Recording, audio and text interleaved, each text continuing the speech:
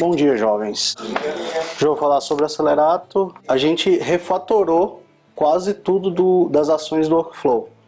Antes, as ações do workflow, no início do Acelerato, a gente só tinha chamados e projetos. Então, todas as ações do workflow eram baseadas nisso. Então, toda vez que uma ação era executada, era de uma demanda para atendimento ou de um atendimento para um projeto, e não tinha como configurar de forma diferente. Hoje o Acelerato ele tem ticket de ideia confidencial, ideia pública, plano de ação, oportunidade. Então tem muito mais cenários. Então agora todas as ações do workflow, elas são para todos os tipos de ticket, né? Que isso vai fazer diferença? Tem cliente que tem 2 chamados ao mesmo tempo rodando. Então ele pode adicionar um comentário em outro chamado quando um for movido. E antigamente isso não era possível. Aí outra coisa que a gente fez foi mexer em todo o texto para deixar mais claro a forma que era explicado. Porque não era muito bem explicado que era no ticket desse workflow que ia ser adicionado o comentário caso ele fosse movido ou coisas desse tipo. Então gerava muita confusão, a gente mexeu no texto. Outra coisa bem legal que a gente fez é isso daqui, que agora eu posso usar a interpolação de texto dentro do comentário. Então isso é bom, mas é uma coisa que todo mundo tem que usar com cuidado, certo? Porque quando eu mover o meu ticket, eu posso fazer uma interpolação de texto falando do meu ticket atual no comentário que vai ser adicionado. Se eu mover o meu ticket de chamado e eu for adicionar um comentário no meu ticket de projeto, ele vai pegar, por exemplo, o ticket do meu ticket de chamado, assim como o título. Uma situação muito boa para isso é que a gente desenvolveu o comentário privado, certo? Então eu posso falar que o ticket de projeto, número tal, título tal, categoria tal, foi movido para X etapa e adicionar um comentário privado na minha ideia ou no meu chamado, e aí a gente vai saber que eu posso avisar o cliente que a demanda vinculada ao meu chamado já foi movida. Outra coisa que a gente fez é a finalização de atuação no fim do dia.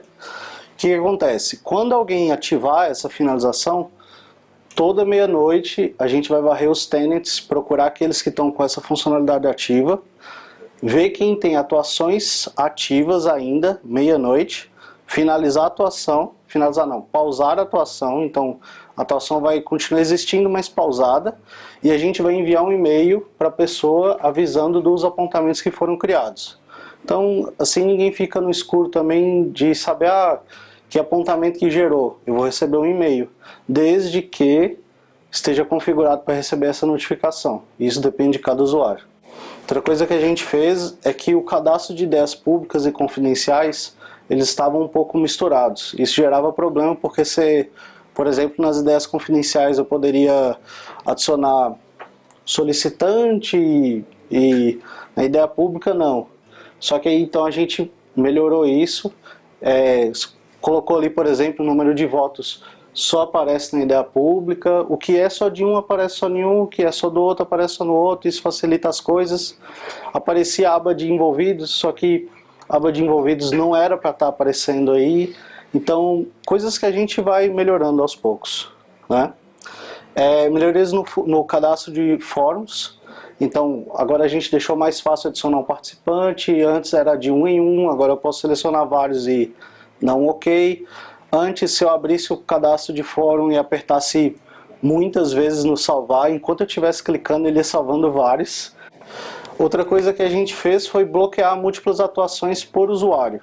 O que acontece? A gente tem aquele problema que eu começo uma atuação e esqueci de pausar outra, eu nem sei que tinha outra, nem sempre a gente está prestando atenção nisso.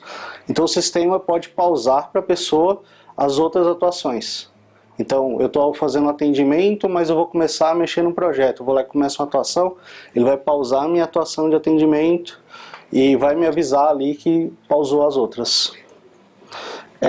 Outra coisa que a gente fez, a gente passou por todo o sistema em todas as validações de tickets mesclados excluídos. O que acontecia? Antes, quando a gente ia lá e mesclava um ticket, a gente falava que era uma ação irreversível.